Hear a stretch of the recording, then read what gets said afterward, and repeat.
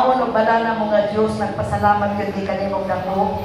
Kay ang among orientation sa mga birthday, katubang may pakain, Lord God, mamonitor na mo sila ato na mga 1-year-old, 2-year-old, 3-year-old, pero katong nga nagkudag ko na kung pwede, hindi na mo istorya ang among numero sa edad. Kanya murag medyo padapin namin kay kato na po mga bata pa. Pero Lord, karon atong nadiskubrian, nga wala mong taong muhatag ka na mo isang segundo lang sa mga katuligan sa aming kinabuhi.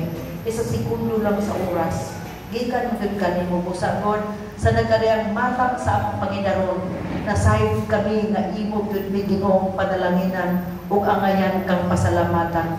Busa ni akin ni Ginoong mga birthday celebrants, Lord God, si Sister Babes, Lord, gikan ni atong pagkahibugso sa iyang inahan.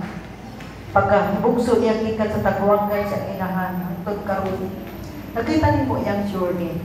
Alimuot kayo ang pipila sa mga giyan.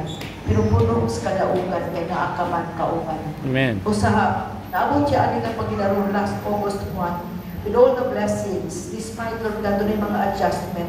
But thank you Lord, kaning mga prophetic signs of sweetness, O Lord God, and your grace and mercy. Imo ni Ginoo gipanuna magbalot ka ni Sister Babes, Lord God, in the name of Jesus. Mahimo siyang meaningful ang iyang life ini nga mga katuigan, Lord. Bisan pa imong i-bless and kinabuhi ang mga kabataan. Iyang calling, iyang commitment, ang iyang anointing, Lord God. Ang anointing ay mong i-trust ka niya, Lord God. Tubuti Ginoo nga imo ni Ginoo bumanifest ni Lord sa bisan asa sa paduong sa unsang niya magbuhat para kanimo sa ngalan ni Jesus nga nasalit nun. Bisan pangadto kadtong Albert, Lord, bisan karon din ako ma-imagine nga kanang unsang Ginoo ang sayawa sa iyang kinabuhi in the name of Jesus Christ of Nazareth. Maski kung sa pampingon ng imong anak, kung nasayon kami, Lord God, nga ang ilang mga agalon mo'y magbuot, asa sila mo aki, o sa ang Ginoo magplaster, to the extent na na-endanger ang imong anak. Ug salamat, Lord, maski sobra ang iyang kasinatian, nga mawa na unta si uban ka namo, pero imong gitubag ang Lord, nga wala lang yun na hitabo nga maski kuyaw kayo sa tanan. Thank you for this new life.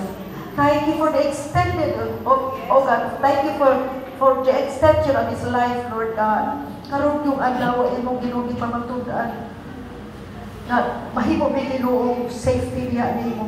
Nakabot yung takdo Ginoo nga 35 gidan sa imong anak, Lord, karon kayo na